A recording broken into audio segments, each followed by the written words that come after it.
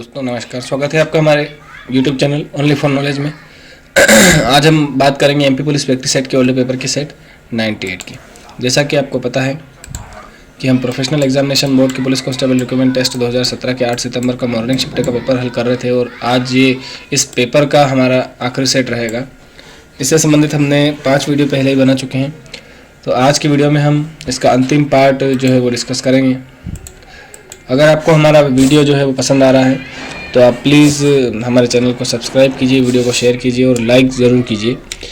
और अगर आपको इसमें कुछ परिवर्तन देखना है तो आप कमेंट करके बताइए कि सर इसमें आप ये परिवर्तन कीजिए, तो हम बिल्कुल आपकी बात का मान रखेंगे। ये देखिए, यहाँ जो टॉपिक आपको दिख रहा है साइंस एंड सिंपल अर्थमेटिक, ये टॉपिक हमने स्टार्ट किया था। जैसा कि आपको पता हो कि एमपी पुलिस के जो पेपर होते हैं उसमें 3 सेट आते हैं, तो 3 सेट में से हमने 2 सेट तो कंप्लीट कर लिए हैं और तीसरा सेट ये जो है साइंस एंड सिंपल अर्थमेटिक का, इसके 15 प्रश्न हम ऑलरेडी पिछले वीडियो में कर चुके हैं। तो हम आज का वीडियो प्रश्न क्रमांक 16 से स्टार्ट करेंगे, ठीक है।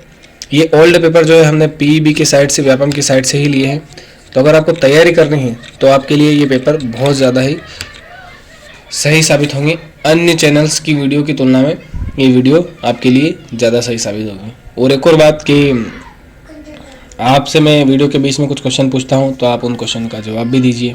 साथ ही आप हमारे फेसबुक पेज को भी, जो कि ओनली फॉर नॉलेज के नाम से ही है, उसको भी आप फॉलो कीजिए ताकि आपको अदर कंटेंट जो है वहाँ पे भी उपलब्ध होगा। तो यहाँ जैसा कि आपको दिख रहा है क्वेश्चन नंबर 16 आ चुका है हमारे स्क्रीन पर, इसको हम सॉल्व करेंगे। निम्न में से कौन सा कथन असत्य है? तो यहाँ पर समसूत्रण शरीर के सुधार में सहायक होता है, बिल्कुल सत्य है, ठीक है। कोशिका विभाजन से शरीर का आकार बढ़ता है, बिल्कुल बढ़ता है। कोशिका विभाजन के फलस्वरूप ही हमारा शरीर बड़ा होता है। ध्यान रखिएगा, हमारी कोशिकाएं जो है वो विभाजित हो कर ही हमारे शरीर में वृद्धि करती है, ठीक है ना। और कोशिका विभाजन जो है उसके लिए प्रोटीन सबसे ज़्यादा जरूरी होता है। अर्धसूत्र जननी कोशिकाओं में होता है, बिल्कुल ध्यान रखिएगा, जननी कोशिकाओं में ही अर्धसूत्रण होता है, ये ध्यान रखिएगा आप। ये भी कोशिका विभाजन से संबंधित ही, अगर आपने कोशिका विभाजन का चैप्टर पढ़ा है तो आपको चीज़ अच्छे से समझ में आएगी। सॉरी।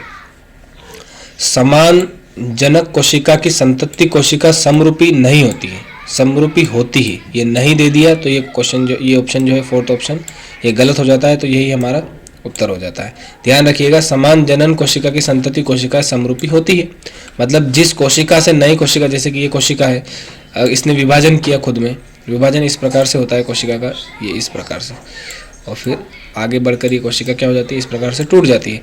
तो ये जो दोनों कोशिकाएं बनी हैं ये इस कोशिकाओं से समरूपी होती है, ठीक है ना। और ये क्या बोल रहा है कि समरूपी नहीं होती है, तो ये ऑप्शन जो है वो गलत है और हमको क्या निकालना है, असत्य कथन निकालना है। चलते हैं हमारा अगला प्रश्न।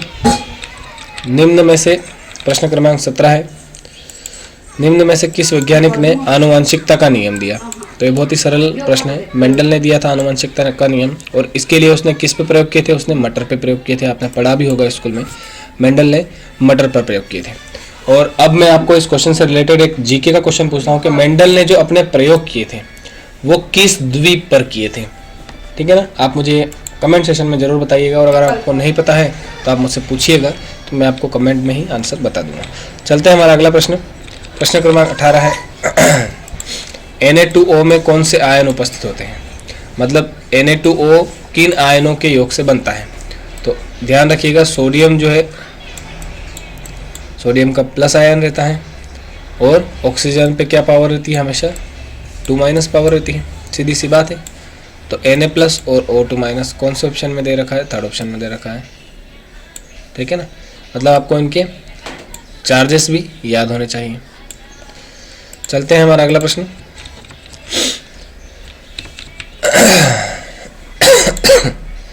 सॉरी। परमाणु ऊर्जा संयंत्र किसको निर्मुक्त करके वायु को प्रदूषित करता है? मतलब परमाणु ऊर्जा संयंत्र में से ऐसी क्या गैस निकलती है जिससे वायु प्रदूषित होती है? तो CFC नहीं निकलती, CFC तो फ्रिज रेफ्रिजरेटर में से निकलती है। नाइट्रोजन और सल्फर के ऑक्साइड नहीं निकलते। रेडियो सक्रिय विकिरणें भी, जी हाँ, रेडियो सक्रिय विकिरणें निकलती हैं। परमाणु ऊर्जा संयंत्र से क्या निकलता है? रेडियो सक्रिय विकिरणें निकलती हैं। रेडियो एक्टिव के बारे में आपने सुना होगा, तो ये रेडियो एक्टिव रेडिएशंस जो है वो परमाणु ऊर्जा संयंत्र से निकलती हैं। ठीक है, तो ऑप्शन नंबर 3 हमारा आंसर हो जाएगा। चलते हैं हमारा अगला प्रश्न। किसी वस्तु के आकार का समतल दर्पण द्वारा निर्मित प्रतिबिंब के आकार से अनुपात क्या होता है? ध्यान रखिएगा, हमेशा समतल दर्पण जो बनाता है उसके द्वारा प्रतिबिंब जो है वो वास्तविक आकृति का ही बनता है। मतलब जो आकृति वस्तु की होती है वही आकृति प्रतिबिंब की होती है, तो दोनों का अनुपात होता है 1:1। किसके द्वारा बनाया गया? समतल दर्पण के द्वारा। ये ध्यान रखिएगा, अगर वो अवतल या उत्तल दर्पण देता तो उसमें परिस्थिति के अनुसार हमारा आंसर होता। चलते हैं हमारा अगला प्रश्न। माइटोकॉन्ड्रिया एवं प्लास्टिड को अर्ध स्वायत्त कोशिकांग क्यों कहते हैं? तो क्यों कहते हैं? क्योंकि उनमें डीएनए, आरएनए, राइबोसोम और एंजाइम सभी पाए जाते हैं। सेकेंड ऑप्शन जो है वो हमारा आंसर है। ठीक है ना, ध्यान रखिएगा क्या बोल रहा है ये, माइटोकॉन्ड्रिया और प्लास्टिड को अर्ध स्वायत्त कोशिकांग क्यों कहते हैं? तो यहाँ पर जो सेकंड ऑप्शन है ये हमारा आंसर है। डीएनए, आरएनए, राइबोसोम और एंजाइम उसमें पाए जाते हैं। ठीक है ना, चलते हैं हमारा अगला प्रश्न। प्रश्न क्रमांक 22 है, मांसपेशियों को अस्थियों से कौन जोड़ता है? तो ये सभी को पता होगा कि टेंडन जो होती है, कंडरा, ये मांसपेशियों को अस्थियों से जोड़ती है। अब मुझे आप ये बताइएगा कि अस्थियों को अस्थियों से कौन सी चीज़ जोड़ती है? ठीक है ना, ये मेरा क्वेश्चन है आपका कि अस्थियों को अस्थियों से कौन सी चीज़ जोड़ती है। क्वेश्चन नंबर 22 के अंदर मैं आपसे पूछ रहा हूँ। मांसपेशियों को अस्थियों से तो कंडरा जोड़ती है, लेकिन ये भी आपसे पूछा जा सकता है कि अस्थियों को अस्थियों से कौन सी चीज़ जोड़ती है। चलते हैं हमारा अगला प्रश्न। रेशम तंतु कहाँ से प्राप्त किए जाते हैं? तो रेशम तंतु जो है वो कोकून से प्राप्त किए जाते हैं।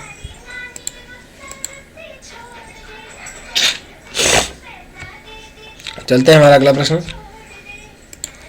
हमारे सौर प्रणाली का निकटतम तारा कौन सा है?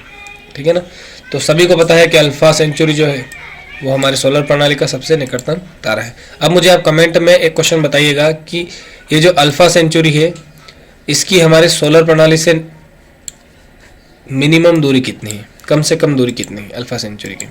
ठीक है ना, कमेंट में मुझे बताइएगा। चलते हैं हमारा अगला प्रश्न। देखिए, आप मेरे द्वारा दिए गए प्रश्नों का उत्तर अगर आपको नहीं भी पता है तो इंटरनेट पे भी आप ढूंढ के दे सकते हैं कमेंट में, क्योंकि आप उनको ढूंढेंगे फिर उत्तर हमारे कमेंट में लिखेंगे तो इस प्रकार से आपको वो याद हो जाएगा। ठीक है ना, और इसी प्रकार से आपकी अच्छे से प्रैक्टिस होगी। विभवांतर के मापन के लिए प्रयुक्त होने वाली डिवाइस निम्न के रूप में जानी जाती है। मतलब विभवांतर के मापन के लिए कौन सी डिवाइस? तो वो होती है वोल्टमीटर। ये विभवांतर को नापने के लिए सबसे अच्छी डिवाइस है। देखिए, विभव मापी से भी विभवांतर नाप सकते हैं। यहाँ पे जो ऑप्शन फर्स्ट है वो भी करेक्ट है, लेकिन ऑप्शन फर्स्ट जो है विभव मापी में विभवांतर अगर हम नापते हैं तो बहुत सारी कमियां रह जाती हैं, और वोल्टमीटर से जब विभवांतर नापते हैं तो वो विभवांतर जो है वो 100% नहीं कर सकता, लेकिन सबसे ज़्यादा सही मान जो है वो हमको वोल्टमीटर देता है। तो यहाँ पर ऑप्शन थर्ड ही हमारा आंसर होगा। ठीक है ना, चलते हैं हमारा अगला प्रश्न।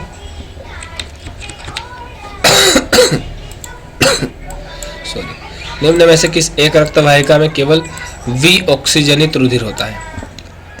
वी ऑक्सीजनित नहीं समझ में आया होगा तो डाई ऑक्सीजनिक ब्लड, तो वो होता है फुफ्फुस धमनी में। ठीक है ना, चलते हैं हमारा अगला प्रश्न। जब रात को आकाश में चांद बिल्कुल भी दिखाई नहीं देता तो इसे क्या कहते हैं? आप सभी जानते हैं इसको क्या कहते हैं। इसको अमावस्या कहते हैं। अमावस्या के दिन चांद दिखाई नहीं देता। चलते हैं हमारा अगला प्रश्न।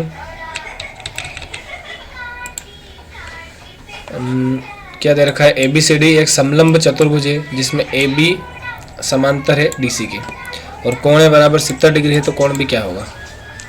ये देखिए, बना लेते हैं हम आकृति AB और DC। क्या बोल रहा है? ये AB हो जाएगा। ये किसके समांतर है? ये DC के समांतर है। ठीक है ना, ये समांतर चतुर्भुज बना लिया हमने, क्योंकि उसने क्या बोला, सॉरी समलंब चतुर्भुज है। AB और DC समांतर है। एक मिनट, तो फिर समलंब चतुर्भुज तो इस प्रकार से भी बन सकता है और इस प्रकार से भी बन सकता है, ठीक है ना। ये भी एक प्रकार का समलंब चतुर्भुज ही है।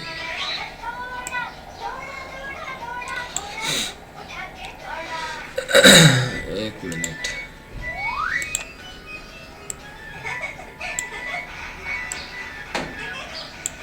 इस प्रकार से बनाएंगे आप या इस प्रकार से बनाएंगे आप।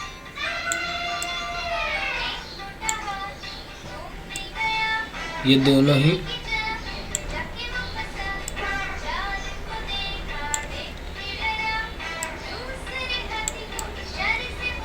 हमारे समलंब चतुर्भुज है, ठीक है ना।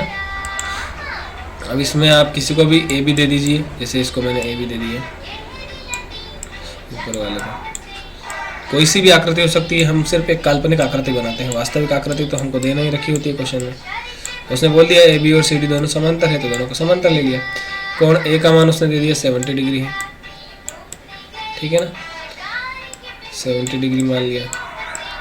अब हमको निकालना है कोण बी का मान। तो आप हमेशा ध्यान रखिएगा कि ये कोण ए और कोण बी के मान जो रहेंगे वो समान रहेंगे, ठीक है। तो ये 70 है तो ये भी 70 हो जाएगा, तो यहाँ पर आंसर हो जाएगा थर्ड ऑप्शन। चलते हैं हमारा अगला प्रश्न, प्रश्न क्रमांक 29 है। निम्न उल्लेखित फसलों में से कौन सी दो फसलें खरीफ की फसलें हैं? तो जैसा कि आपको पता है कि तीन प्रकार की फसलें होती है, खरीफ, रबी और एक नकदी फसल। तो आपको पता होना चाहिए कि कौन सी खरीफ की फसल है और कौन सी रबी की फसल है और कौन सी नकदी की फसल है। तो यहाँ पे कौन कौन सी फसल हमको दे रखी है, यहाँ पर दे रखी है धान, ठीक है। तो धान तो खरीफ की फसल ही है। धान मतलब एक तरीके से आप चावल मान सकते हैं। गेहूँ तो रबी की फसल है, ये तो गलत है। सरसों भी रबी की फसल में आता है। मूंगफली भी खरीफ की फसल में आता है, ये सही है। मटर, तो देखिए मटर जो है वो हम ये नकदी की फसल में भी ले सकते हैं, और चना भी जो है वो हमारे रबी की फसल में आएगा। तो बचा क्या, धान और मूंगफली। तो कौन सा ऑप्शन है, धान और मूंगफली, थर्ड ऑप्शन हमारा आंसर हो जाएगा, ठीक है ना। बहुत ही सरल सवाल है ये तो। चलते हैं, हमारा अगला प्रश्न है, खरीफ फसल की अवधि क्या है। तो ये बहुत ही सरल क्वेश्चन दे दिया, जून से अक्टूबर जो होती है वो खरीफ फसल की अवधि होती है। अब मुझे आप कमेंट में बताइए, क्वेश्चन 30 में मैं आपसे पूछ रहा हूँ कि रबी फसल की अवधि क्या है। खरीफ फसल की अवधि तो आपको पता चल गया, अब बताइए आप रबी फसल की अवधि क्या है। तो हमारा आज के इस सेट में ये पेपर कंप्लीट हुआ। हम अगले सेट में अगला पेपर स्टार्ट करेंगे। तो आपको हमारा प्रयास कैसा लगा कमेंट में ज़रूर बताइएगा, और वीडियो अच्छी लगी तो प्लीज़ लाइक कीजिए, सब्सक्राइब कीजिए। धन्यवाद।